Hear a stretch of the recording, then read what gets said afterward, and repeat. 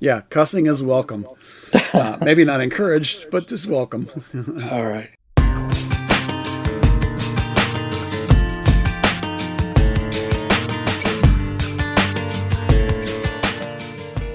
Hello and welcome, FC Dallas Curious fan, to Third Degree, the podcast. We're continuing our journey through the history of FC Dallas today. This should be episode 58, unless I've lost count.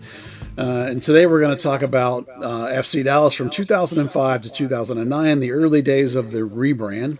Joining me to talk over this section of FC Dallas history is none other than FC Dallas's former beat writer, Tobias Lopez, who was with the Star Telegram for a long period of time, after which time he went to law school, went into private practice, became GM of the Fort Worth Vaqueros, which we'll perhaps talk about on some other podcast someday. But primarily he's here as a former beat writer and a person who covered day-to-day FC Dallas. Tilo, welcome to the podcast, my friend. Thank you, my friend Buzz. Always good to talk to you. We go way back covering this team from the Cotton Bowl days all the way to this period is a good period really for me to talk about, I feel like. And I'm glad you asked me to talk about this particular segment because I feel like this is where I was really coming into my own as a writer. I'd had the experience now, the maturity to really understand how to get things out of sources and to cover the game. And I think this is a really good period for me as a writer as far as really coming to my own and maturing. You know, some of my early stuff was pretty awful. And I was No, trying to come be, now. well, I was trying to be edgy. You know, it was the Yeah, yeah. '90s, and you had to be edgy. And you know, as I got older, I became a better writer when I was like, okay, this is you don't have to be that '90s extreme sports edgy guy, right? Yeah. Uh, uh, How long were you with the Star Telegram? Star Telegram started in '98 and was there until 2011 when I left to go to law school after the bottom basically fell out of the newspaper industry. Right. That's a pretty good run. It was a good run. Yeah. Yeah, 12 years there, a couple years before that with the Dallas Morning News, and then, journalism school at UT Arlington. Oh, that's right. Local boy. Go Mavs. Well, sort of local, but Yeah. yeah. All right. So 2005, of course, is the year of the rebrand. And so before we get into the season, we talked about it with Dustin at the end of the last episode. I let him give his take. So what was your take on the rebrand? Was it necessary? Did you like it? Was it good execution, poor execution? What were your thoughts on the rebrand? Yeah, no, I hated it actually. No? It's funny because I hated Dallas Burn, but by that time I'd gotten accustomed to it, and so it was like, okay, we're here. You know, I was one who originally hated pretty much all the original names. Yeah. Well, I You can't blame know, you for that. Mutiny. Everybody hated them. The Yeah. Wiz, the Mutiny, and I hated the Burn. Although I'd come to accept it, and so once you're at that point it made sense if you were going to rebrand to do it then with the stadium opening, and all the surroundings that go on there, moving to Frisco. All that made sense as far as the timing. And I liked the fact that they incorporated the horizontal stripes. I'm not going to use that other word No, because I got to call it you and hoops. I, you and I go back. I hate you for doing that, but I hate that term. But The it was term a is not great my look. fault. The term is your fault. The term is your fault. But the jerseys were your fault, so that was a good fault. Yeah. So to your credit, you came up with a great design. Unfortunately, there was that terrible, terrible nickname that has since gone away.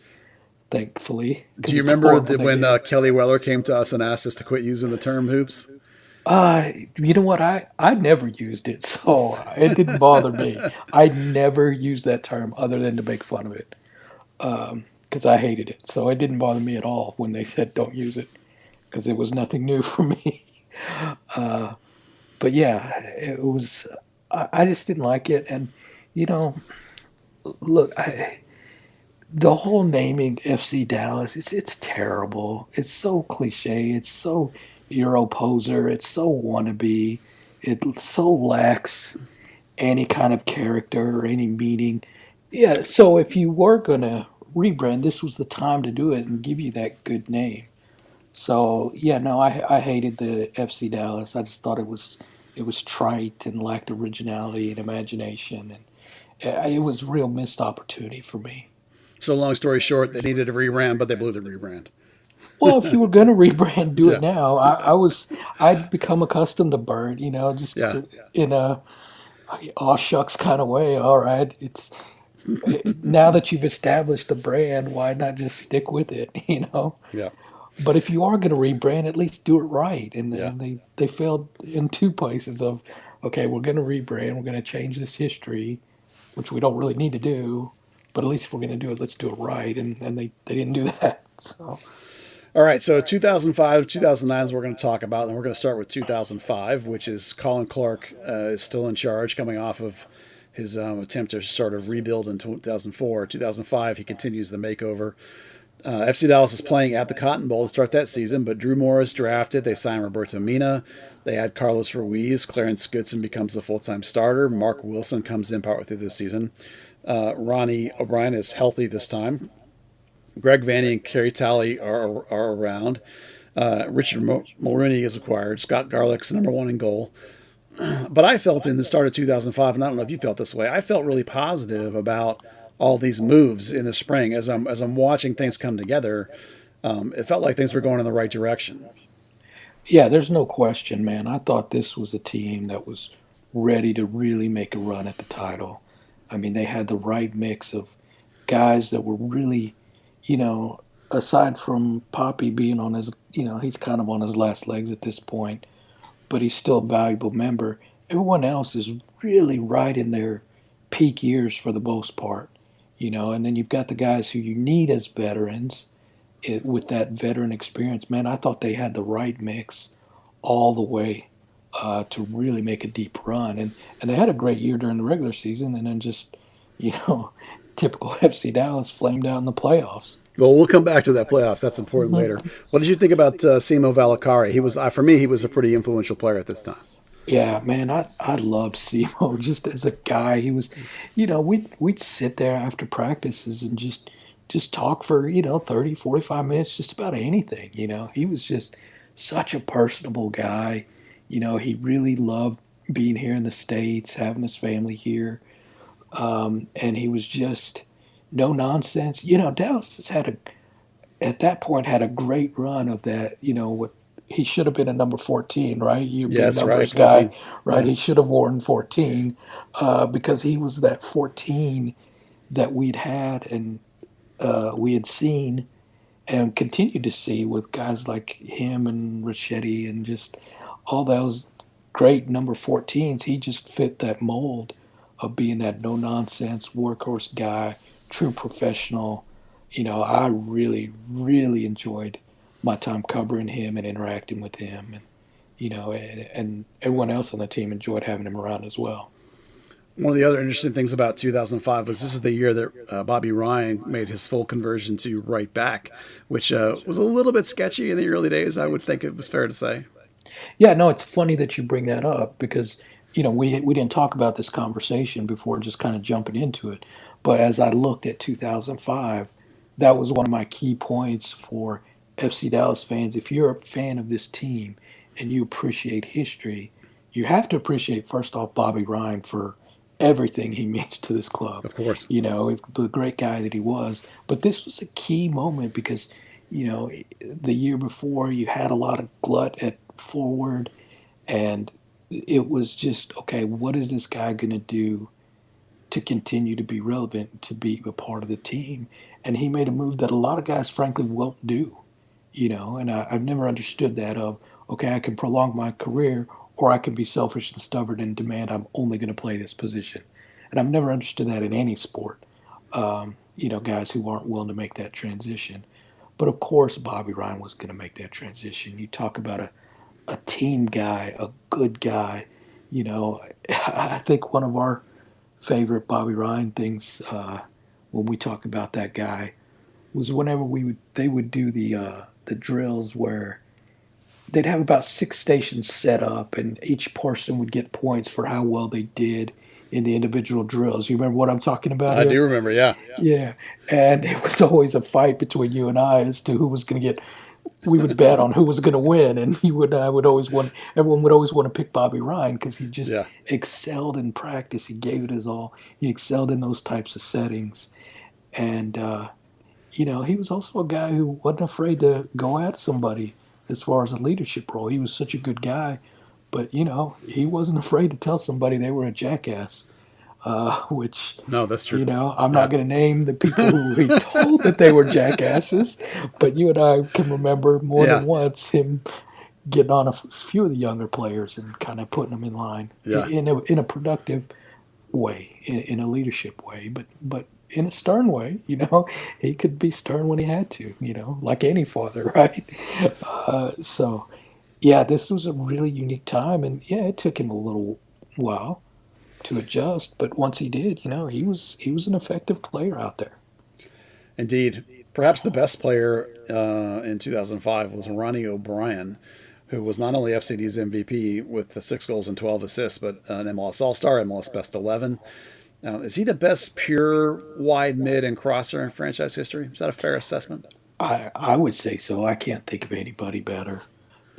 This is story time with Buzz and Tobias. So Right. so let's talk about the first time we ever saw him come in, and I don't know if you remember this or not, I do. Go but ahead. we would see. We'd see so many guys come in, and this guy's coming in, this guy's coming in, and we'd watch them. We'd be like, oh god, this guy's got no chance. And after the end of one training session, the coaches have to tell the guys, "You're done, kid. Right? Yeah. Go somewhere else. This ain't your level." I remember that Right? kid walked home that one time. Yeah, you remember the kid that came that didn't even have shoes? I I was do. like, oh Yeah. god, yeah. But we're sitting there watching, and Ronnie hits this banker. It must have been 35 yards out, Yeah. probably. For sure. A frozen rope all the way upper 90, just cracks it. And he turns to both of us and looks at us and says, "Those don't come back." Or he says, "They don't come back. They I don't remember come that. back." Yeah. And we're like, "What? They don't come back?" He says, "They don't come back. You got to go fish that ball out the net." And it was like so funny, and it Yeah. just showed that Irish personality. And we both looked at each other at that moment and said, "Okay, this guy is a Yep. next level guy." Yeah. And this is 2-3 years later after that initial tryout that we saw him compete in, and he's back healthy, he's coming to his own, he's just getting at people. And that was something that FC Dallas and just MLS as a whole didn't have much of at that time, of a guy who's just like, I'm gonna go at you. I'm coming at you.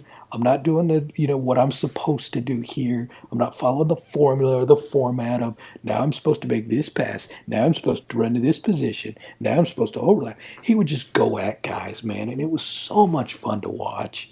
He was so enthusiastic. Some maybe too enthusiastic for some people's tastes as far as personality goes. I But love he and that I kid. got along great. He Oh, and I yeah. had a Yeah. great relationship. He's another guy where we would just talk and laugh for hours.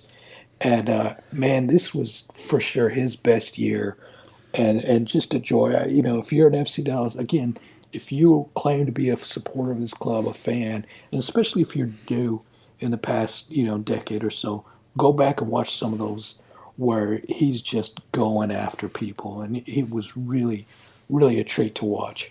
I remember one time I wrote that he had played badly, and the next day he's like, "Dude, why'd you say I played badly?" And I was like, "Well, didn't you play badly?" He was like, "Oh, well, yeah, but you didn't have to say Yeah, that's it." exactly Like right. I wasn't gonna write the truth. Yeah. Oh, All for right. sure. Anyway, 2005, the team starts hot. They are 10-2-3 through June. Clark is the All-Star Game coach. Ruiz, Eddie Johnson, Simo Valakari, Greg Vanny, and Ronnie O'Brien are all All-Stars. But in the back half of this season, from July on, basically, the team goes 3-8-6, including losing 7 of 9 at one point in July through September. This is shortly after the team had moved to Frisco, and they moved into Pizza Hut Park at the time. But that downward trend actually started about a month before that in July. Perhaps it's the heat, but you may remember at that time, Tobias, that Richard Mulrooney tore his ACL in mid-May. So not just heat aside, for me, I think the loss of Richard Mulrooney in the middle of that season put a big kink into what this team was doing. There's no question. God, I keep talking about how great all these guys were. I know, I right? sound like some dorky fanboy or something, which I clearly wasn't because I made a lot of enemies there. But Mulroney was, he was so soft spoken, so just I'm out here to do a job and get it done. He smiled a lot, but he didn't, he wasn't an Right. outgoing personality like Ronnie, but he was just that presence, that box to box midfielder that could just, so rare to see guys who could do the things that he did. And, it's what was getting him, fringe call ups here and there. I don't think he was ever given the opportunity that he should have been with the national team. But yeah, that really, there's no question that that's what kind of started the skid for them was losing his presence there in the middle. And I think he comes back the next year. Wasn't he comeback player of the year next year? He was, but we'll get into Yeah. that when we get to that Yeah, not to season. jump ahead, but Yeah. it shows how much of an impact he had on the team both when he was there and when he was gone. So yeah, I don't think there's any doubt that's what starts the skid. All right, let's talk about Pizza Hut Park. I remember being around the franchise then that there was so much anticipation, so much excitement, and then when the thing opened, so much joy to have their own facility. I'm talking like staff, front office, players, the whole organization. What were your sort of takes as that place opened up, and do you remember the level of anticipation and excitement around the team? Yeah, no, that was a fun time to be covering the team, man, because it was exciting. For those of us, while I'm not a fan of FC Dallas, I'm a fan of soccer. I grew up playing soccer since I was 4 year old, like the rest of us. So I was glad to see the league and soccer getting these milestone events, like these new stadiums, like Pizza Hut Park. And so it was a fun time to be around the club. Everybody was optimistic. Everybody was happy. Hey, this you can't forget. This was just after contraction, and just after FC Dallas was, one of the teams that looked at that. Hey, maybe they're a team we cut, right? So this is just after the time where it was like, this league ain't gonna make it, man. And then for them to Right. get the second, facility and for this to have such a commitment from Collin County, the city, the school district, to put up real money for a soccer stadium at that time was unheard of. So it was really exciting, and you got to give the Hunts and even John Wagner, the guys who put that deal together, you got to give them a lot of credit in making that happen at a time when it was so much different from now, where you've got cities bidding for MLS teams. Nobody was spending money for that. And I so, I remember between McKinney and Frisco, you doing a whole lot of work with the Open Records Act, digging out stuff on all the deals as they were coming together and falling apart. And I think for a lot of people don't know that none of this information would be available and known if it had been for the work you were doing. well, I appreciate that. Yeah. I was kind of the only guy really digging into, city council meetings and open records and finding out what exactly was going on. And I've still got in the storage facility somewhere just stacks of, just what do they call it? Proposal, economic development proposals and insights, and what's this going to do, and is this a good investment? And even going back to McKinney, where it didn't happen, and that was really, unnerving at that time because once McKinney pulled the plug, then it was kind of like, oh man, maybe this ain't going to get done. But fortunately for soccer in North Texas, Frisco very quickly, stepped up and said, no, we're going to take this. And at that time, they were and they still are very proactive about getting businesses in there, getting that, revenue from these big corporations that are moving in there and that are still moving in there, 15 years later. So credit to Frisco for being, big picture thinking.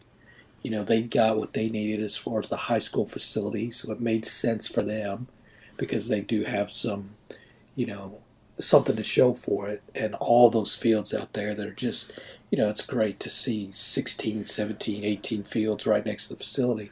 It adds so much to the presence of walking up on game day, you see all the fields around you. It feels like a soccer environment. So it was a lot of. It really was an interesting time, a fun time to cover the team back then. Everything was positive. It kept them from disappearing.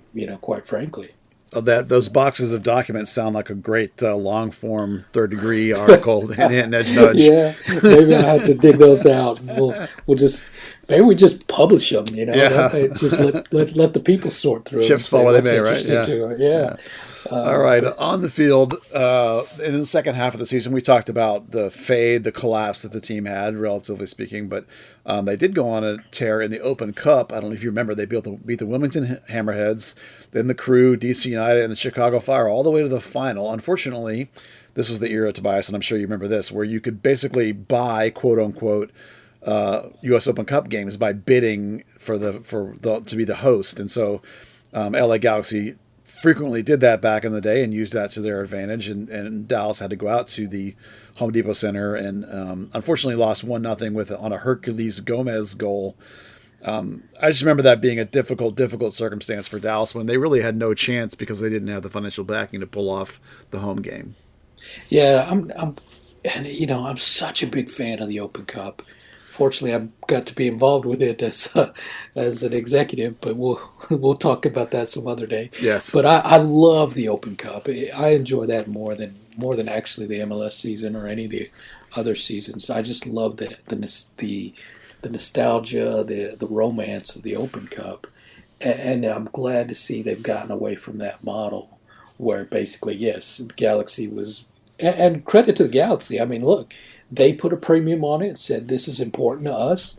We want this. So, you could look at it in a negative standpoint, but I'd look at it as, look, they were committed to it. They said, we want it. This matters. This is important. And if you're going to have this system where you rely on bids to determine the thing, why not bid for it? So I don't see it as necessarily a negative. It's strange. But credit them for putting a premium on it and say the Open Cup matters because it should matter. It should matter to any club at any level. Yeah, I give the Hunts now, and it's hard to say exactly when this started, but they absolutely put a premium on the Open Cup now. And they certainly didn't, and sometimes in this early era of play. Yeah, well, obviously, the Cup namesake probably forces them into that. Makes it a big difference, right? Yeah. Yeah, but I'm one of these guys, and I think I was always fair, and I think I did a very good job of being neutral and unbiased. And when I was covering this team and calling things out, and we'll get into Danielson at some point. Oh yeah, and some of the other things where I made some enemies from calling people out about things, but I was doing my job as you were supposed to as a reporter. But one of the things I think when you talk about the Hunt family that people have to be fair to them is you do not get to call them cheap. You just don't. Because the amount of millions and millions and millions that family has spent on soccer in this country that they will never recoup is beyond anyone else's doing. And so I think it's very unfair for a fan base to just say, oh, they're just cheap, okay? Now, I understand there's ways they could do things differently, and every fan base wants their team to spend everything it takes to win and win and win and win. But you've also got to be intelligent in your decision making as an organization, and you can't just spend out money when you're not getting the same return. And so I think to be fair to them, I hate when I hear that criticism of them as they're cheap because they're not. They've spent millions and millions and millions on this game. And so I think it's, I just think it's disrespectful to their commitment. Now, they do some things that I would like to see done differently in other areas, but I don't think criticizing them about money is a fair criticism. Yeah, we always say it's not that they don't spend money. It's that they just spend money differently than you or I or whatever fan would spend it, which is their prerogative. It's their money and their team. Right. All right, so FCD closes out 2005 on a 3-1-3 run, which is a little bit better recovery than they had been doing over the course of the back end of the summer and the fall. They lose only one game in their last 7 to finish second in the West, which is unbelievable given the tail off that they had. That's how good a start they had. Unfortunately, once again, they get into the playoffs and you face their nemesis, the Colorado Rapids, and Dallas gets knocked out in 2 games after tying 0-0 in Denver and then tying 2-2 in Dallas. And then, of course, the Rapids, as they always do, win the shootout 5-4 when Roberto Mina missed the 5th PK. Let me ask you this. Why is it that Colorado is not more hated by FC Dallas fans given the amount of pain that the Colorado causes year after year after year in the playoffs to this team? Yeah, they should be. Look, there should be 3 people that Dallas hates. They should hate Chicago, they should hate Houston, and they should hate Colorado.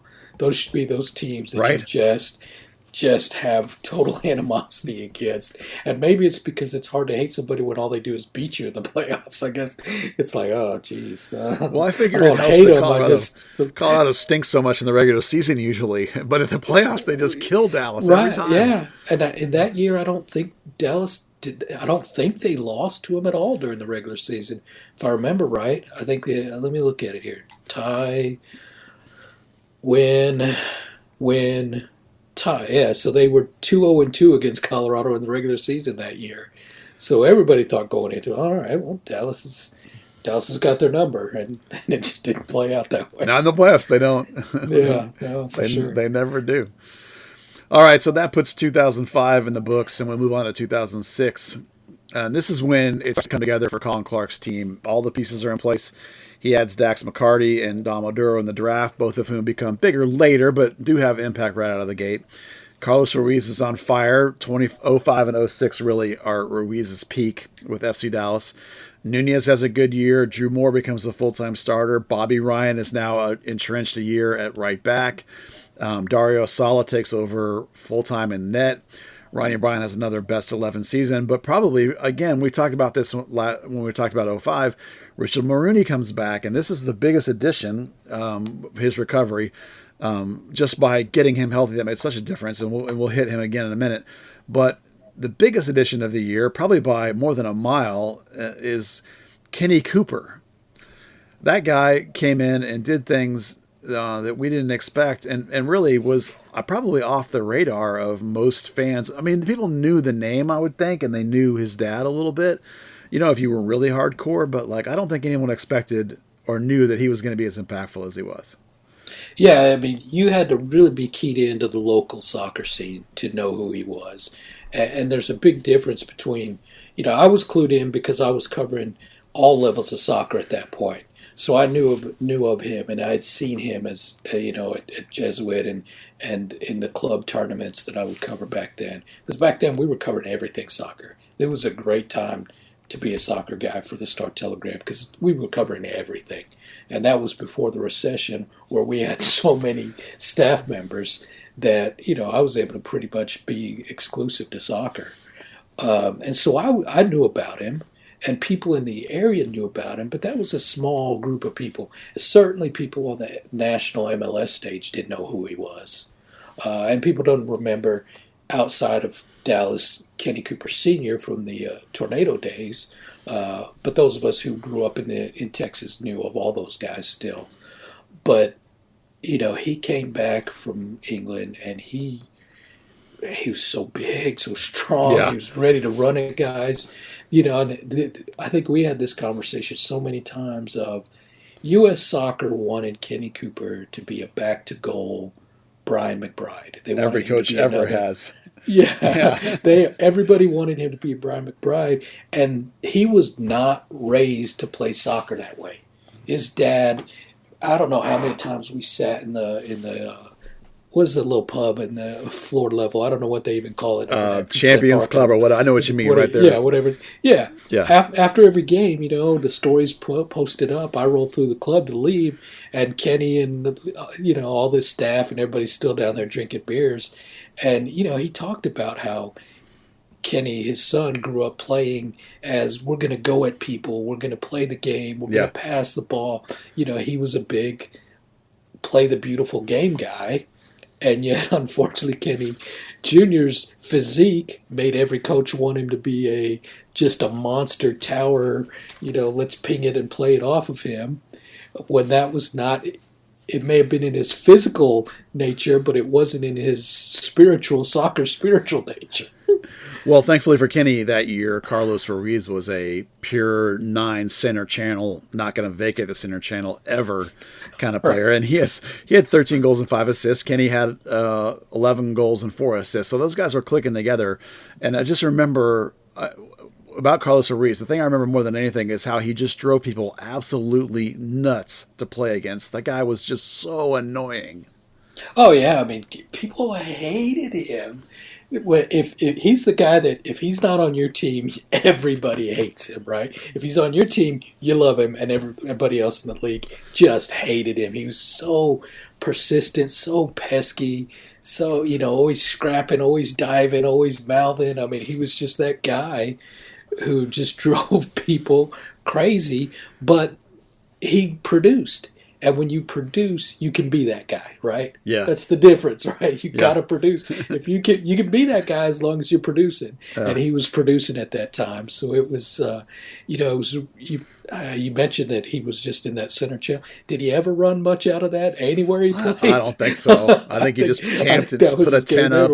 Yeah, built himself a porch, just sat there. Exactly. Yeah. But it was a unique dynamic in that you see Kenny making runs off of Carlos, and he was getting out wide. He'd love to get out wide off of, as Carlos was, as you say, setting up a tent, Right. building a porch, sitting Yeah. on the patio, grilling out, In the garden. Yeah. Right, exactly. So that was a fun tandem to watch. It was. Now, that season, Ruiz and Cooper were all-stars. So was Ronnie O'Brien, as I mentioned, had a best 11 season. We talked about him in the context of last year. But you can't undervaluate Richard Maroney, who was also an all-star and MLS Comeback Player of the Year. He had 9 assists that year. For me, Mulrooney is one of the most, if not the most underrated player in club history. I'd have to agree with you there, man. He was so special there, and people just don't appreciate. And here's what most soccer fans don't see is that holding midfield, that whatever you want to call it, that center of the park play. Most fans can see a guy who runs real fast, even if your kid grew up playing soccer, even if you're a soccer fan. But most people can't grasp the subtlety of the midfield triangles and really appreciate that guy that fills that role. And Mulrooney was that player who just filled that role in there, that you've really got to have a subtle appreciation for the game and for tactics, be more of a coach than a fan to appreciate what all he did there. And I think maybe that's why he is underrated and undervalued in this club's history, was because he did that, just that linking and that box-to-box running, and he didn't score a lot of goals out of that spot, but man, he was the linchpin of what was a really good team. He was. Well, there's not a great cup run in 06. The FC Dallas beat Charleston Battery at Blackbaud Stadium, by the way, one of the great venues in the early days of soccer. Absolutely. Yeah. Yeah. And then they got blown out by Houston. This is what I was talking about. This era, they weren't putting a lot of emphasis on the cup. I remember the cup lineups just being just mix mash and just not a high priority under Colin at this time. No. No. He was just, we've got to play this game, so this is a chance. And this was a chance to get guys minutes who weren't getting it anywhere else. Yeah. All right, so FCD, though, this is arguably 2006 is one of the best seasons in club history, frankly. This is the wire-to-wire first place season, or if it wasn't wire-to-wire, it may have been one weekend they were not in first place after the results, but it was pretty much wire-to-wire. There are some late season struggles a little bit. They only go 4-7-1 from August on, and you start to get a little concerned, like when you lose the last game of the season 5-2. So I had forgotten that there was a small postseason fade, but for all in all, though, 2006 was a great season to be around this team because they were just going gangbusters the whole regular season. Yeah, I mean, like I said, we've talked about all the personnel, and that's what makes a team, right? That front six was just, I mean, as good as any front six in the league, man. Those guys were all so talented, and they all fit. They all fit the roles really well, and that's the difference. Sometimes you see guys that are, he's playing out of his natural spot. We're just kind of filling in. We're just kind of, tinkering with a guy here. We just don't have the right guy for this system. But they all really fit the roles so perfectly that's what made that, absolutely one of the best teams that this club's ever seen. Yeah, I think there's no question about that. Unfortunately, that brings us to the playoffs, where once again the damn Colorado Rapids are in the way, despite the fact that Dallas is the 1 seed and Rapids are the 4, if I remember correctly. So Dallas wins 2-1 up in Denver, and so that's great. You lead in the series. You come back to Dallas, and the Rapids win 3-2 in Dallas to set up a PK situation again, which Dallas proceeds to lose. And the worst part about this game, if you remember, is that Dario Salo punches a dude in the face and gets a 6-game suspension. Yeah, I'd forgotten about that. That guy was something else too. Dario, yeah. He was something else. Wasn't he the one? He was the one that was on the field down in South America somewhere where lightning struck and killed several players on the field. Yeah, that's a great Dario story. That he was at training and lightning struck the field, and one of his good friends died, and several people died, I think. And the thing I remember about it was in Dallas when those storms would come in, and you would hear thunder or lightning in the distance. Even in training, Dario would make a beeline for the locker room in the middle of training. He didn't care. He's like, "I'm out." Right? Yeah, I'm home. Yeah, and another thing that he did. Because of that I don't know if there's any science to this. It doesn't seem like it, but he wouldn't wear metal on the field because there was this thought that if lightning struck, the metal would conduct it, and that's what had killed the players. Okay. They were wearing metals. That doesn't seem like science to me. Yeah. I'm thinking that's probably not science to it, but it goes to how he was really touched and emotionally affected by that experience that they wouldn't wear metal on the field. They'd take their crosses off and their wedding rings off because of that incident. I don't know if you remember this about the series against the Rapids, that after winning game 1, the game 2 actually finished tied. And for some reason, though, there had to be a result because the Rapids scored in overtime to win that second game to then force PKs to decide the series. There was some real absurdities about the playoffs at this time, and leave it to, of course, some dumbass rule. I mean, like if you win game 1 and tie game 2, shouldn't you advance? No, Rapids score in overtime, go to PKs, and they eliminate Dallas. The damn Rapids and the damn rules. This franchise just can't catch a break. Yeah, fortunately, this is, what do we call it? This is MLS 2.0 at this point. Oh man, it might be 3. I'm not sure.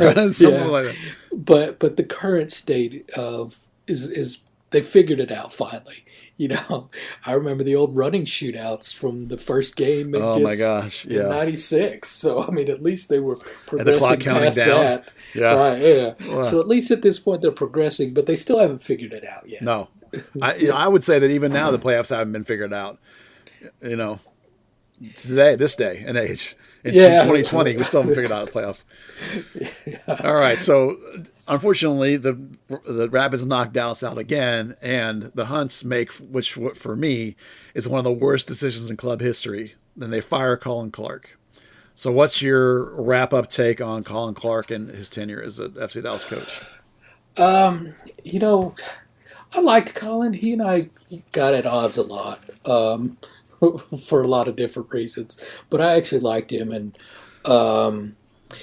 I think that the back-to-back losses in the playoffs to Colorado was just too much for management to take, especially that 06 team. I mean, there was so much talent. So good, yeah. There was so much talent there, and this was Colin's real first head coaching job. He came in and he was under Mike. And, at this point, he didn't have the proven track record for them to say, oh, well, he'll get through this and, give him the time. The taste was so bad after 2006 that, he was done for, probably rightfully so, in the fact that team was so talented, they should have done better. I don't think you can never say a team has to win it all because there's just too many factors in this game. But the team should have done better than a first-round exit. I mean, that was just too much talent out there for that. So I think the management was that was it for him. But I liked him. Like I said, we had our ups and downs. The thing I remember about Colin is that if one wasn't familiar with the team and asked a question that was like, what are you doing? He would literally just look at you and be like, who the Oh hell? yeah, He yeah, would yeah. literally He say, didn't. who the hell are you Yeah, to he people? didn't suffer. He did not suffer fools lightly. No, That's no, he by did any not. means. Yeah. And even me being there and you being there all the time, we still got it at odds. But that was just part of his makeup. Yeah. And I think I actually had a better relationship with Colin when he was an assistant. We used to talk a lot. I did a story about him when his first kid was born. Yeah. I'd done a story about him having scored in the World Cup when he was still an assistant coach. Because how many guys have done that, that have Not come many. through Dallas? Yeah. Not many that have been through Dallas for sure. So we actually had a better relationship when he was an assistant. And I don't blame him. Responsibilities change when you become the head man, and he A lot of didn't pressure. have to. Yeah, and he didn't have to deal with me in the same way that he Yeah. had to, and he didn't want some jackass like me who hadn't scored at the World Cup questioning his decisions. Right? No. That was hard for him. That's the news. So You buried the headline. Tobias Lopez has not scored in the World Cup. that is correct. Yeah. That is correct. That's correct. Come nowhere close. Yeah. So I just think that in all that they couldn't, the management was never going to get past that 2006 failure in the postseason.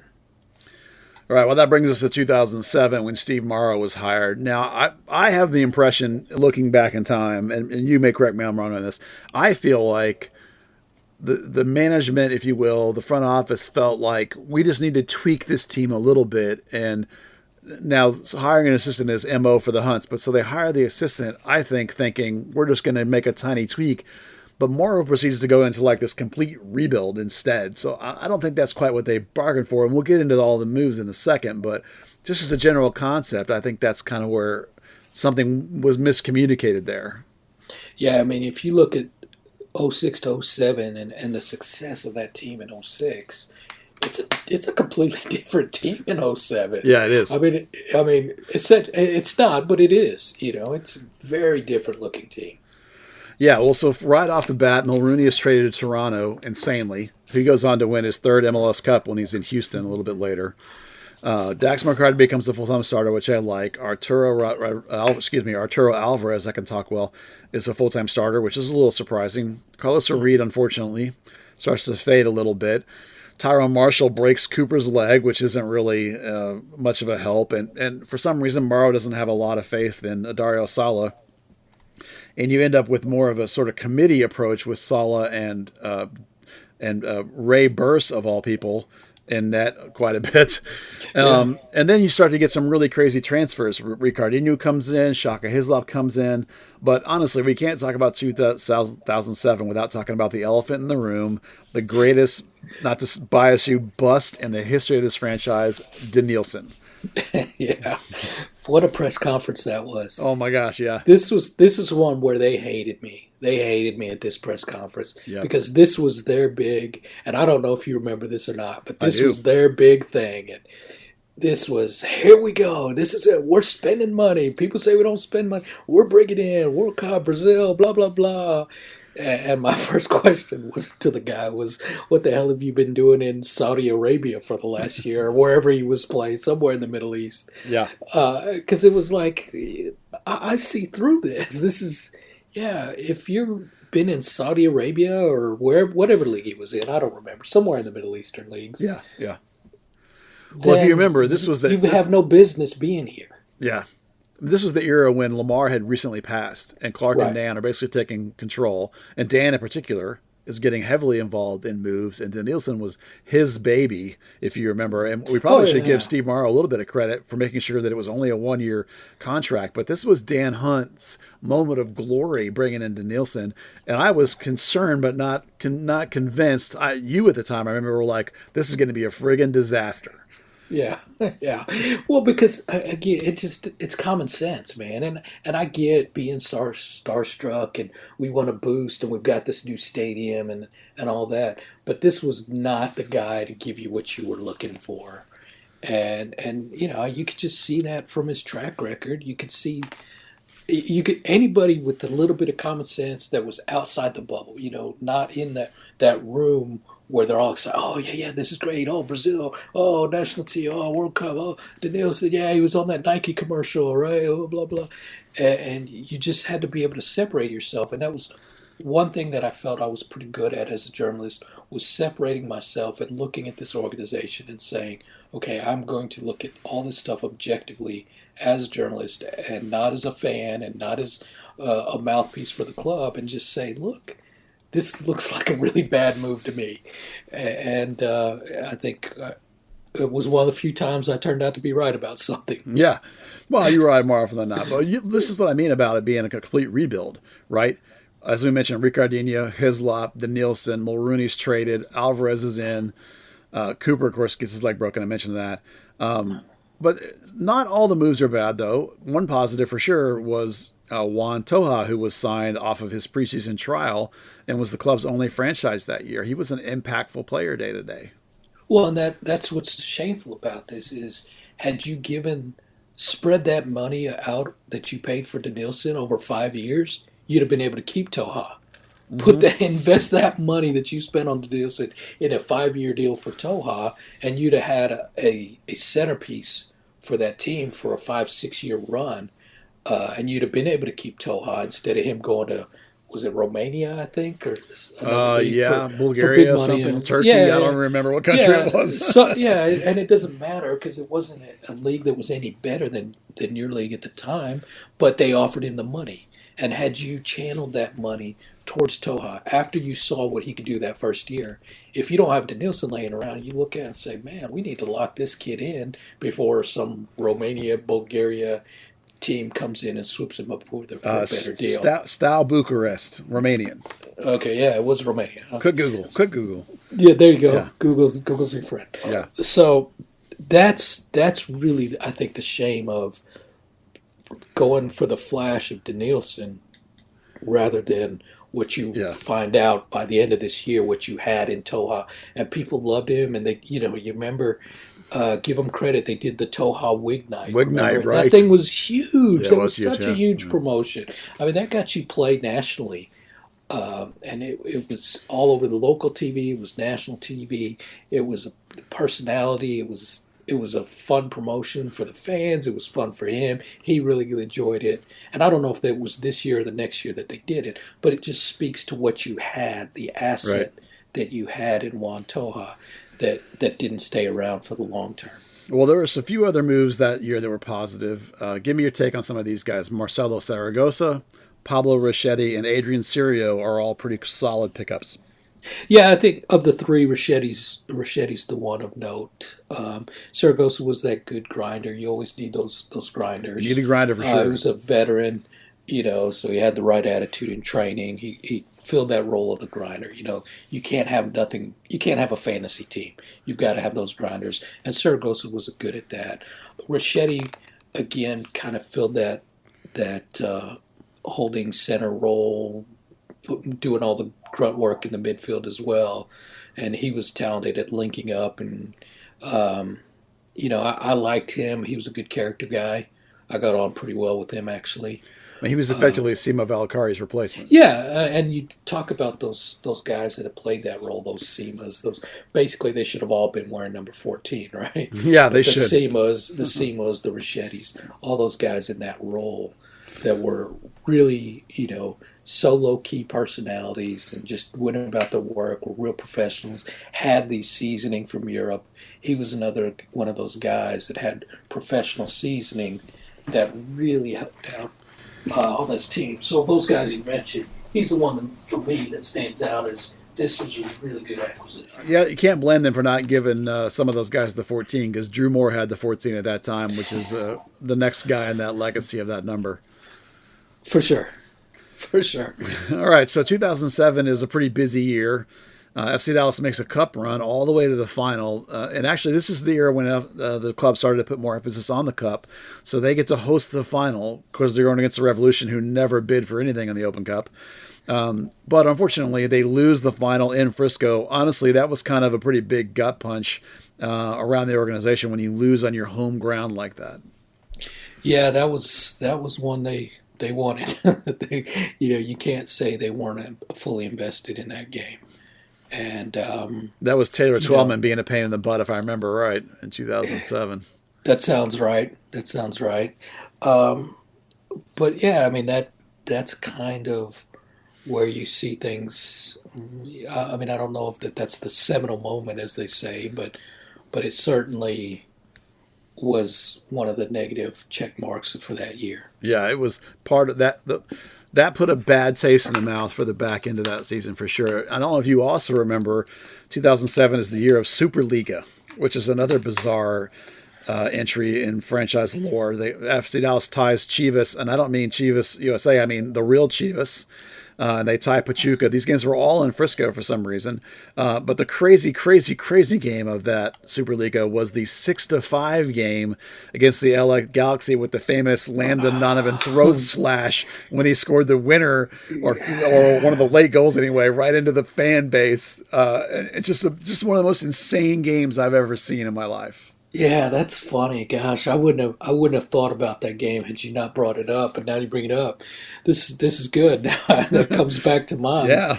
as boy, what a wasn't the weather pretty awful in that game too? Do I remember the weather being I bad? don't remember that level of detail. I just came across the box score and was like, I remember the insanity of it, and Yeah, I remember Landon, when they running, whipping his shirt off and running to the stands and going throat slash, and then yeah. and Mr. Nice Guy Landon Donovan of all people being Yeah, the, that was the an assassin that insane day. game.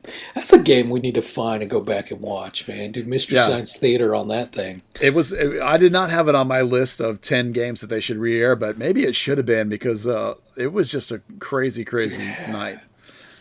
Probably the only good thing to come out of even though FC Dallas lost, that still is a high water moment for me in terms of Superliga. I mean, the rest of it I don't care about, but that game was just nuts. Yeah, no, that's good stuff. All right, the God, I other forgot oddity about of that. 2007 we can't skip over is that this is the year that Ricardo Clark kicked Carlos Ruiz in the face down in Houston. Yeah, that was nasty. Although I still think he didn't get him in the face. I think he hits him in the shoulder. But regardless, that was just such garbage, man, on any level. You've got to be able to keep your composure as a professional. And I really admired Ricardo Clark's skill as a player. Yeah, But there's just no, I mean, you could have really, I mean, he could have done permanent, long-standing yeah, damage to yeah. Reese had he connected in the face. And you could tell he didn't connect him in the face because Ruiz is able to get up and shake it off. And had he, the way he pulls back and just unleashes on him, had he Oh kicked yeah. him in the face, they're carrying him off in a And stretcher. now it wasn't like if And you it could have remember, ended the career. it wasn't just like he was playing and Ruiz fell down and I kicked the ball and I happened to kick his face. It was like the play was dead, Yeah, no, and no. It was, Clark lines him up and just crushes the guy in the upper shoulder, yeah. head, whatever it is, full on intent. Yeah, no, it was as full on a dirty intentional play as probably in the league's history. I mean, you'd be hard pressed. I'm sure there's three or four others in there, but it was one of the nastiest. Just lack of composure, lack of respect for the opponent, for the game, plays that I've ever seen. And again, I hate that because I really liked Ricardo Clark and what his skill set Yeah, was, but there was just no use for it. And it goes back to what we were saying earlier about yes, Ruiz is a pain in the ass. He's pesky. He's all those little, getting in your ear, the little jabs and the little poke in the ribs and all that.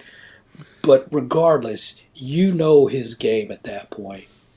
And I think part of it was the fact that Dallas had just gone up 3-0 at that time.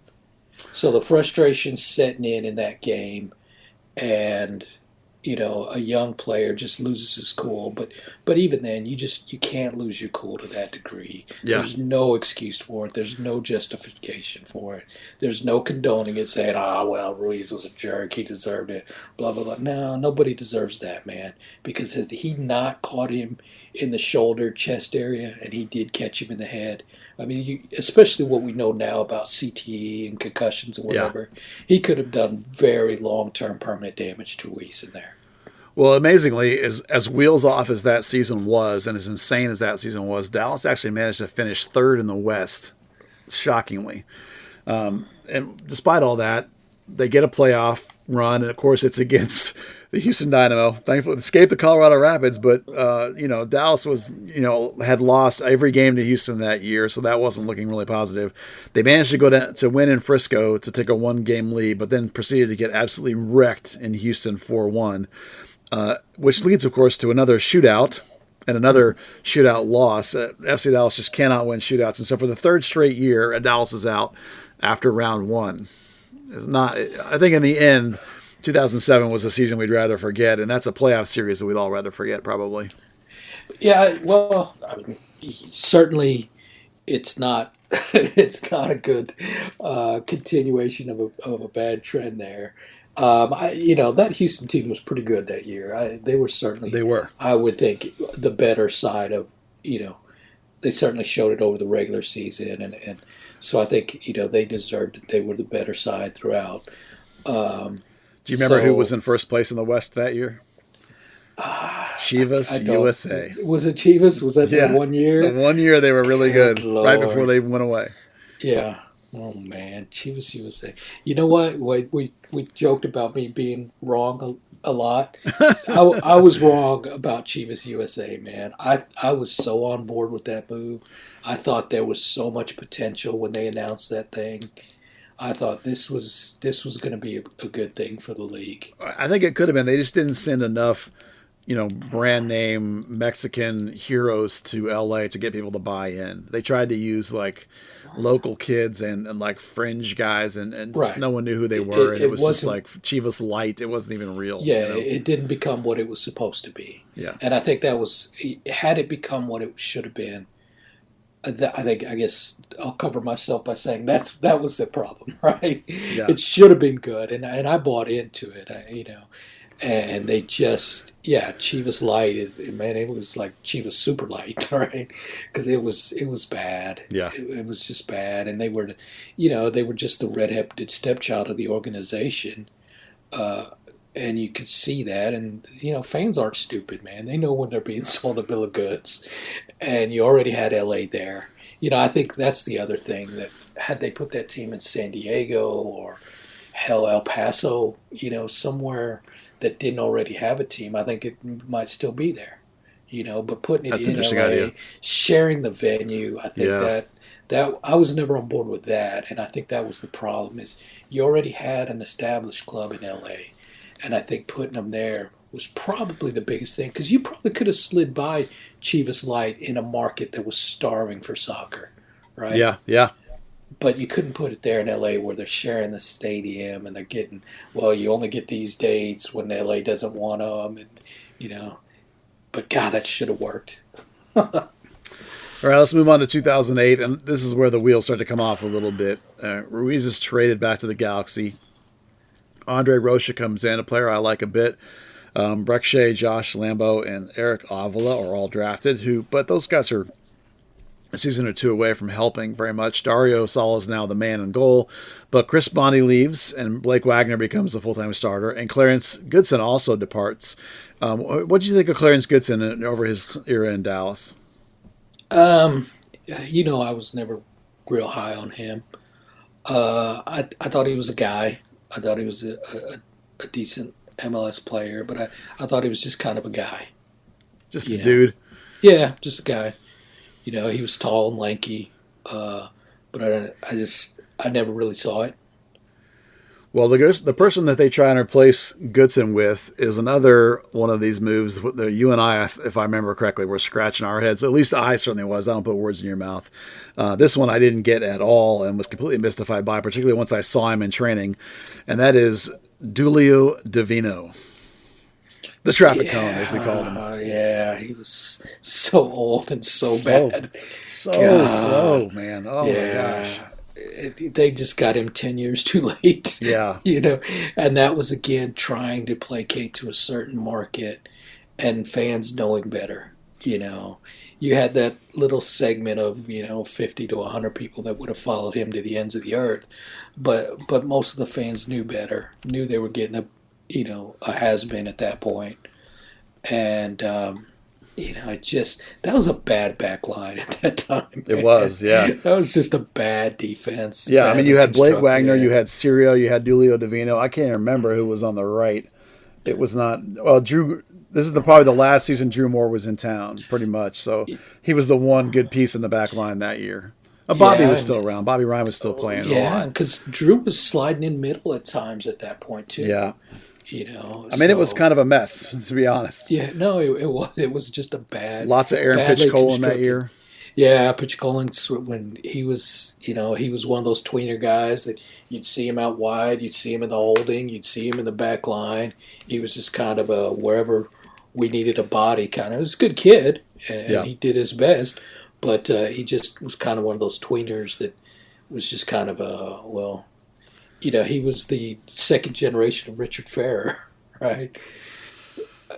How about that name for you? Yeah, well, Richard I Ferrer, I love that think, guy. put in a lot more effort and was a lot smarter No, than some other people. absolutely. But when you just talk about a guy who you could plug in wherever you needed to fill a hole, Oh yeah, yeah. he was a lot like Every year, that in Richard there. Ferrer played in a different, started in a different Yeah, position. yeah. Yeah, That's a guy, Dallas fans, that you mentioned earlier, yeah, underrated. That's a guy that needs to be on your underrated list as well. yeah, He's in yeah, your top five underrated. But I'm sorry to get a sidetrack there. But yeah. yeah, That that was on was the just earlier podcast device. That was the that burn was just section. yeah. It's just not a very well constructed team. Yeah, They took a flyer. They needed somebody up top with Kenny, and they messed with Abduro and Cunningham and Abe Thompson, and they had all those young players, but none of them got any minutes. yeah, And I get it because they were all like 16, 17, 18. But at some point, if you're going to draft them, just play them. yeah. They're only going to get better by playing, and especially when you have a year like that where it didn't matter anyway. Well, You this may was as the well year have of gotten those guys. this was the year of Kenny Cooper and his big recovery. He's an All-Star, MLS Best 11, Comeback Player of the Year, and he had 18 goals, which is remarkable given the fact that he was until they acquired Jeff Cunningham late in the season. Cooper was basically on his own in the front and still managed 18. Yeah, and that's when they were really doing a lot of the 4-5-1. Let's just be hopeful and kick it upfield to Kenny, Yeah, and just hope he gets it. Knock it forward. Hope he gets it. Good luck, Kenny. I mean, can you imagine what you would do now to get an 18 goal scorer? I mean, that's Yeah, ridiculous. yeah, and that shows that's a testament to Kenny and his work rate and his attitude. Yeah. He's such a good young man, and as far as just I'm going to go out here and play every day, all the time, anytime, and I'm going to have just such a positive attitude about it. And for him, work rate, activity, ethics, all those things paid off for him with 18 goals when it was, somebody had to score him. It wasn't because he wasn't getting any help. Yeah, speaking of not getting any help, Juan Toja, this is the year when he's an all-star, but then forces his way out to Romania in what becomes not a common problem, but occasionally a problem when the player just vanishes and goes, and Dallas has no power to stop it at that point, and they end up letting him transfer. It Yeah, I was a mean, bad scene when that thing fell apart. well, it was. I mean, it just came down to money. It was just a money thing. And again, had you invested properly, with not paying Davino at this point, you've got him on the roster. You're paying these other people big money who aren't going to produce for you. You know, that's the crime against Juan Toja. You can't blame the kid when that big money offer came in from Romania, and Dallas didn't have the money to. It's not like it was today where you can you've got 15 what do you call them, Beckham players, DPs, whatever. yeah. Yeah, you can basically DP anybody these days. You couldn't do that back then, and so money was an issue, and sadly for Toja, for FC Dallas fans, Toja took the money. You can't blame him for that. No. You blame the management who didn't see what the asset was that they had and were investing money in other assets that weren't going to give you the same return. Well, this is the year, as I said, things start to go south, and that includes the Open Cup after beating Miami FC, which I believe had the great Romario in their lineup, if That's I remember right. correctly. They did. FC Dallas proceeds to lose 3-1 to the Charleston Battery in Frisco. So that's a bad, inauspicious moment for FC Dallas that season. Yeah, and God, I really liked Steve Morrow as a person, as a professional. He came in at the tail end of his career, but I would have liked to have seen him get a better shake. But I think at this point, management already had decided Schellis was their guy. They were already, Negotiating behind the scenes. Yeah. Steve was a lame duck, unfortunately for Steve, and Yeah. I don't think that was fair to him because he was a good player for this team. He fell off his last year as a player here, But I mean, he was a good soldier. He was a good professional. He had so much experience. He had that great story about breaking his arm when he got dropped. And the FA Cup, right? Yeah, right. Scored the winner and got dropped. Yeah, dropped and broke his arm. But he was, he was respectful to the players. He ran a professional outfit, and it was unfortunate. But those types of losses gave the bosses all the ammunition they needed to say, you're out of here. Yeah, they let Mauro go, and Marco Ferruzzi coaches for 5 games, basically while they're concluding their negotiations with Schellas Hyman. And Schellas comes in to sort of take over, and it doesn't do a whole lot of activity other than signing his boy Bruno Guarda. But they do bring in Jeff Cunningham for the last 11 games of the year, and they run about a record of 4-5-8 over the back end of the season under Hyman, which is not great, but is about 500 with, one less win and a bunch of ties. And Cunningham scores 5 goals in 11 games. That doesn't stink. So there's some positive signs there. But really, 2008 was even worse than 2007. 2008 is just a completely forgettable year as they missed the playoffs. And as we talked before about Cooper, Cooper's amazing season and all his effort and heart and work goes to waste. Yeah, I mean, that's basically all you got to look back if you're doing a retrospective on that year is you say, yeah, Kenny Cooper, Kenny Cooper. Yeah, that's about it. Comeback player of the year. Yeah. You can say, if you want to look at Dax McCarty, he was young at that time, but you're starting to see the player he's going to become good and season he's from going to him. grow into. You're seeing those early looks of, okay, now he's starting to get some real minutes at this point. You see why he became that steadying force in MLS for another 10 years at least, I think it was. Yeah, he's still playing. Yeah, I mean, he's still going now. So what was it, 12 years now? Yeah, down with Nashville now as one of their faces of their team. Yeah. Yeah. Good kid. We still interact with him occasionally on Twitter. He's good people, that young man. I remember when he got drafted, he was only 18, if you remember, because he'd gone to Carolina when he was like 16. So he was so young, even though he'd played 2 seasons in Carolina. He was a baby. Right, and that was one of the reasons he hadn't got a lot of minutes. But you could see, we saw just in training and just the potential that he was going to have to be that really good central player for somebody. It turns out to be a lot of other people, but Yeah, not Dallas eventually. We'll get to that in a minute. Right. All right. 2009, Coach Hyman is in full rebuild mode. There's some decent moves made at the end of the previous season. Jeff Cunningham we mentioned, but then over the winter you get Dave Vandenberg in, who plays some left side of midfield. Kyle Davies comes in, which at the time seems like a good move. George John is drafted. That's a big move. But the biggest move of that winter, and I'm sure you'll remember this guy, Tobias, is one David Ferreira joins the team on loan. Yeah, that was when you started to see this connections, the South American connections, start to actually pay off, right? Right, the cap deal, yeah. Right, and we'd been fed, okay, we're going to have this partnership with Tigres, and that's going to pay off, and that never really came to much. And then now we've got this cap deal, and by that point you're becoming skeptical because you'd had a couple different partnerships that hadn't really produced anything other than a friendly here or there, but then you see this and say, okay, wow, this is legit. This is a meaningful relationship now, and so that was absolutely the high point of that for what it meant to bring in a guy that was the type of quality that you hadn't really had. I'd say since Poppy, maybe. Yeah, I mean, Andre Rocha laid the groundwork with the cap relationship, and David Ferreira came in to sort of pay it off on loan. And Schellas, if you remember, even talked about with us how they had he had seen David years before, and so everyone was on board with bringing him in on that time. The biggest beneficiary probably of David's arrival is Jeff Cunningham, who has one of the best individual single seasons in franchise history, when he has 17 goals and 8 assists, wins the MLS Golden Boot, wins the MLS Player of the Month, which has only happened like 9 times in franchise history, and he makes MLS Best 11. So Cunningham is an explosive scorer, an explosive season, and this and Cooper's Golden Boot season are the two Probably in Crisis '99 MVP year, but he was more of a withdrawn striker. These are the two best single nine seasons in franchise history: the Cooper and then in Cunningham. Yeah, and it's funny. Everybody thought Cunningham was done by this point, right? Right. He'd had such great success with Columbus that he was supposed to be on his last legs, and is he going to be able to contribute to anything? After coming in late the year before, and all of a sudden he was fantastic.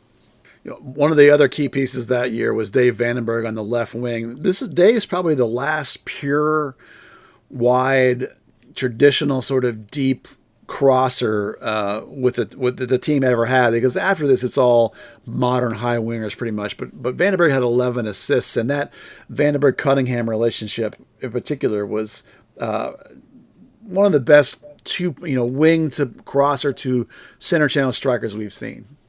Yeah, he was a fun guy to watch, man. He was in the sense of he was fun like Ronnie O'Brien. We talked about Ronnie O'Brien a lot. He was fun in that same way of just a guy who could get wide, run the lines, make things happen, and really had that professionalism. And he was, it was really a unique player. We haven't seen a lot of his style player in if you look at Dallas Burn FC Dallas history. There's not a lot of guys, you're right, that play that style that he did. Yeah, he was only one of a handful that really played the traditional flat four wide midfield role. It's unusual. But we also talked a little bit about Dax McCarty. This is probably his peak year, although the next year he was good too. But this is his peak year when he has 3 goals and 6 assists. He really became, and you're talking about a kid who really is still only about 19 at this point, maybe 20. One of the first really young guys to become sort of a breakout, not a homegrown. He was a GA player, but started to become a star out of this really young American system. Yeah, it's a good point, and this is, like I said, we saw him get some minutes the year before, but this is where his career really, okay, now I'm a starter in this league for the next, right, I guess, 12 years. This is the year where you get to say, wow, that was kind of cool to watch somebody, their career really take off in the way it did for him. And you mentioned he's a good kid, hard worker, great personality. And yes, it was trifle undersized. It was, yeah. He wasn't much bigger than me, and I'm short as a hobbit, so that's not good. But this game's democratic in that way, right? You don't have to be a monster, especially to play in the midfield if you've got the intelligence and the technique. And he certainly has shown that you can be undersized and still be effective, right? Right. And yeah, he was, a good solid wave of that next wave of, you had the New Jersey wave of guys who have come and gone by this point in MLS history. But now you're getting that next wave of guys who are the post-NASL babies, but they're just the modern era babies who have now become professionals. So they're that next generation of the American player.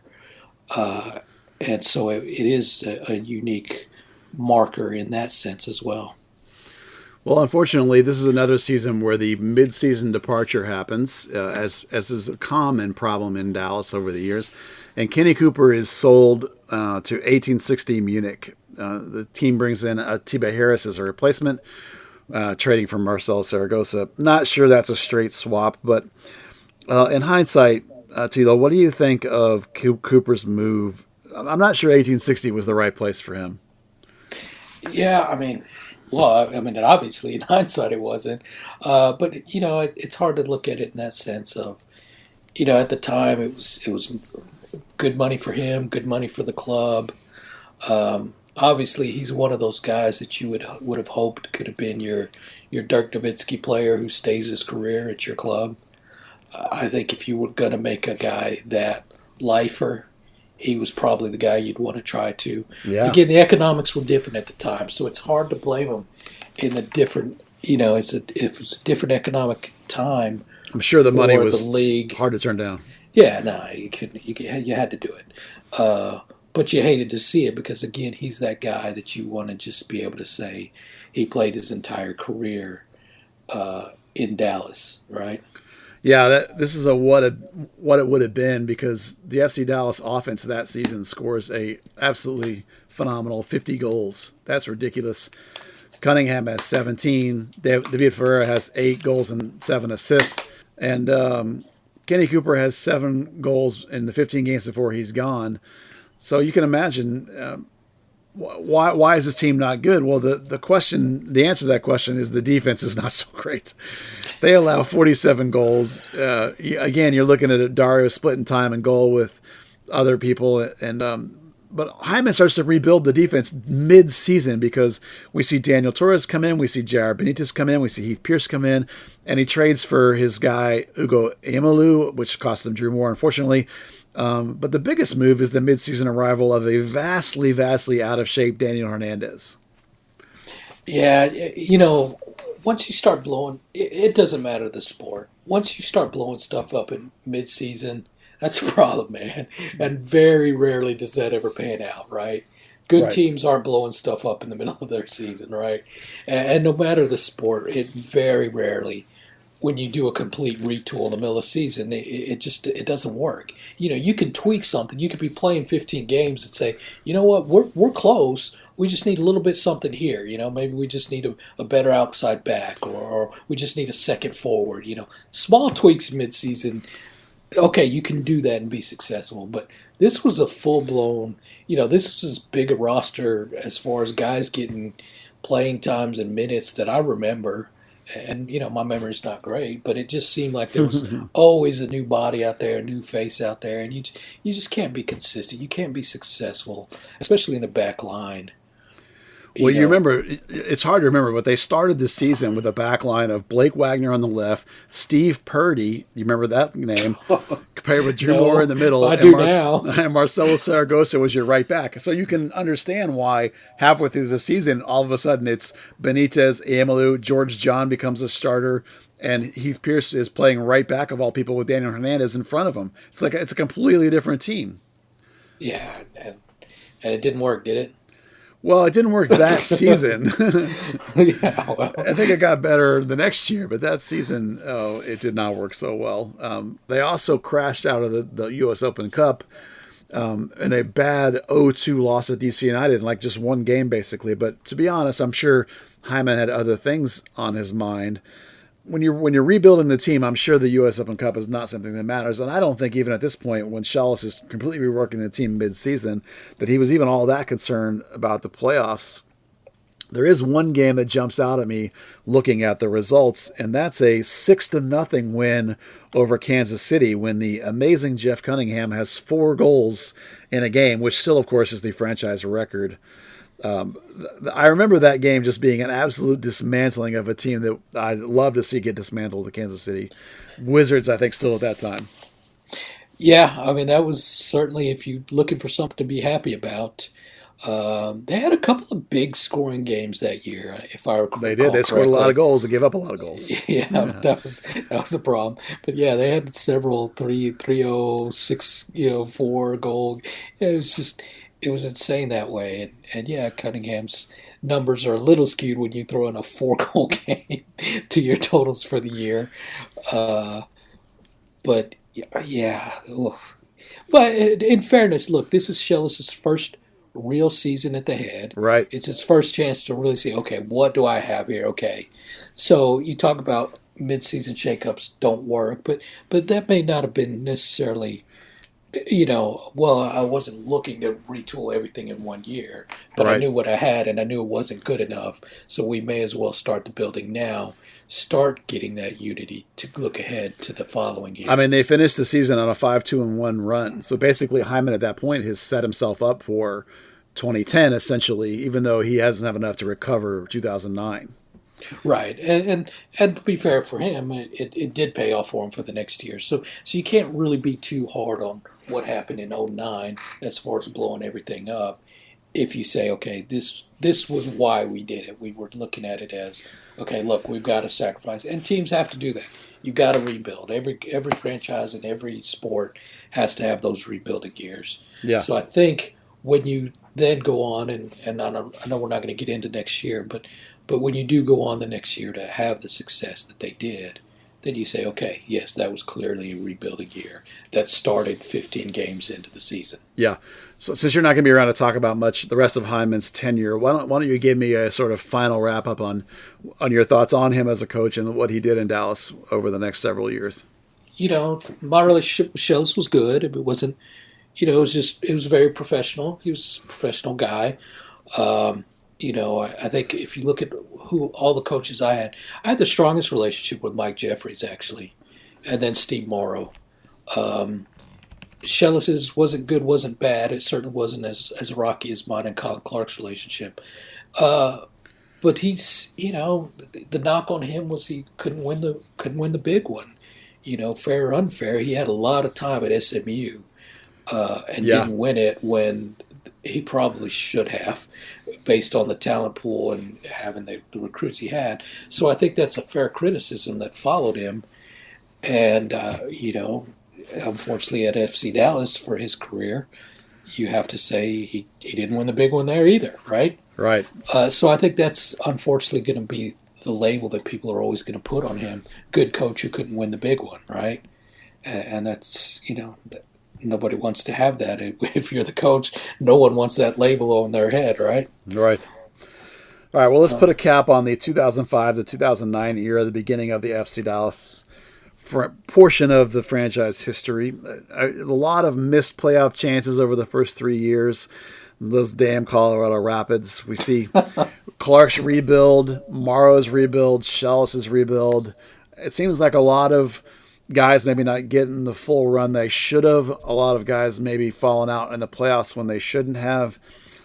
It sort of was a 5 year, was that 5 years? 5, 6, 7, 8, 9. Yep, 5 year era of missed opportunities and missed chances and maybe rebuilding more than they should have been rebuilding. Yeah, I mean, you didn't have that consistency across a span of 3 years that you need in order to be successful, right?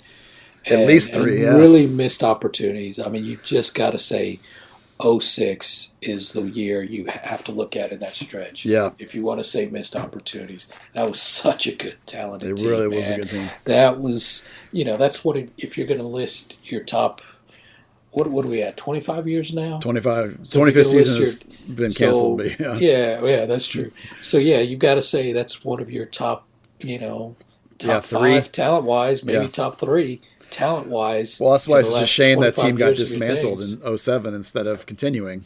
Yeah, boy.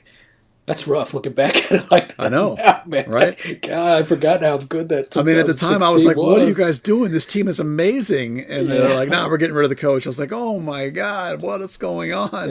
Boy, that's pretty rough when you look back at it in retrospect like that. I mean, it's not like Colin did anything like take a USL team to the CONCACAF Champions League quarterfinals or something, right?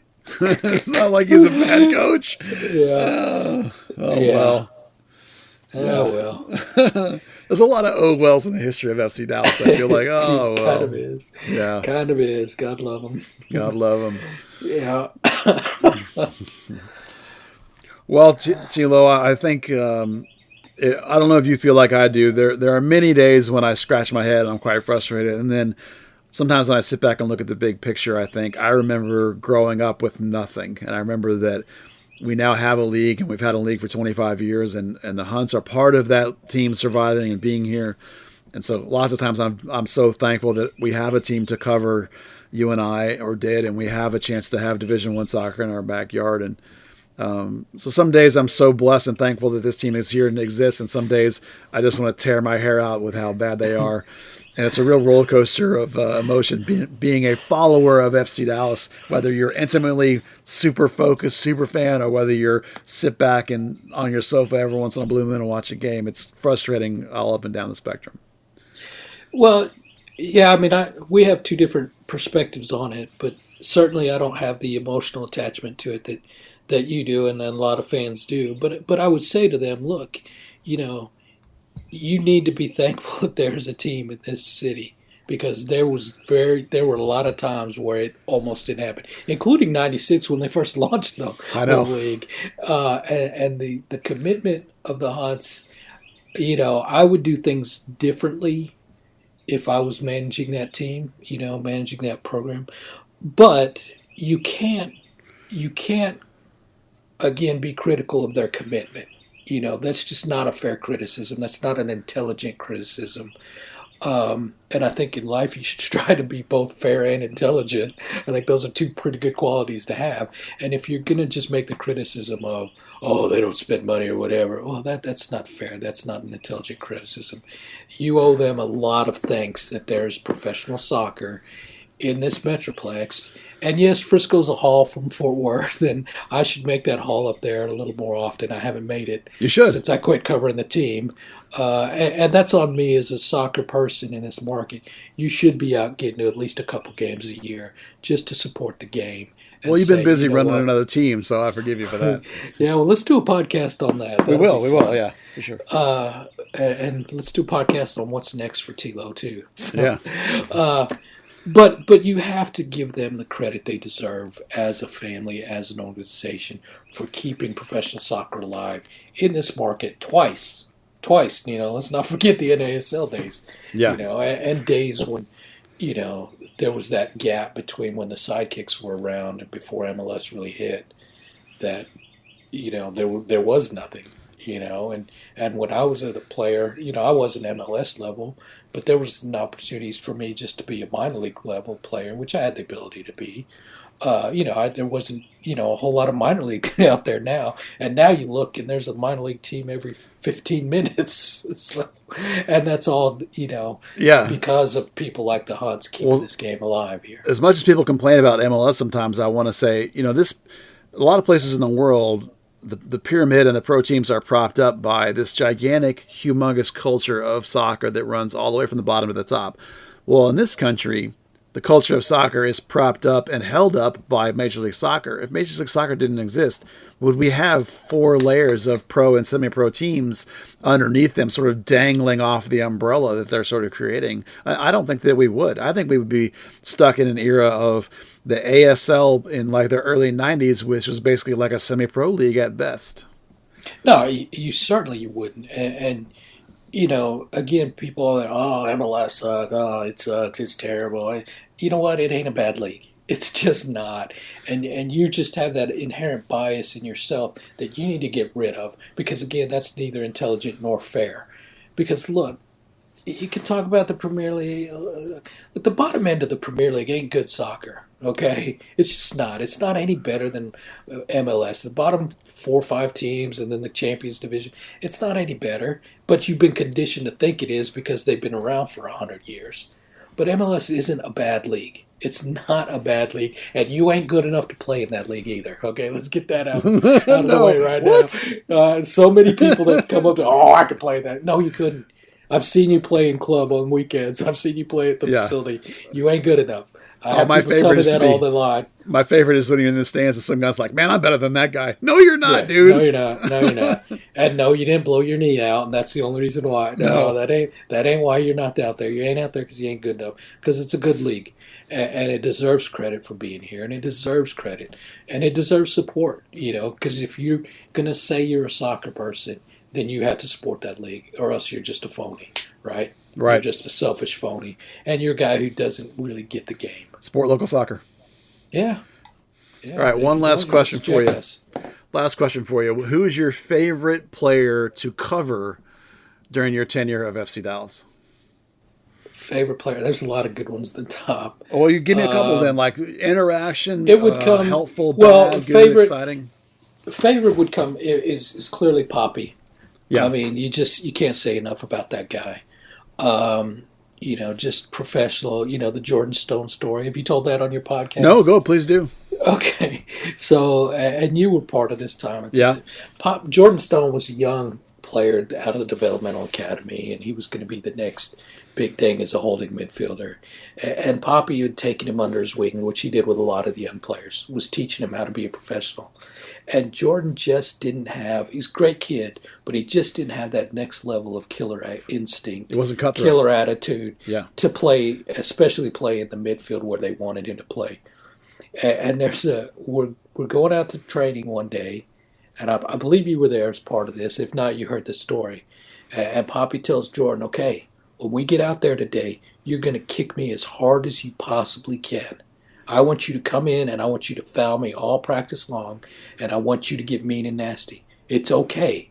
Come in hard. Beat the crap out of me today in practice. And Jordan just laughed and blew it off and didn't go strong on Poppy and just let it go. And it was, how many players are out there going to say, yes, come and abuse me during training today so you get better and so you learn how you have to play to be at this level.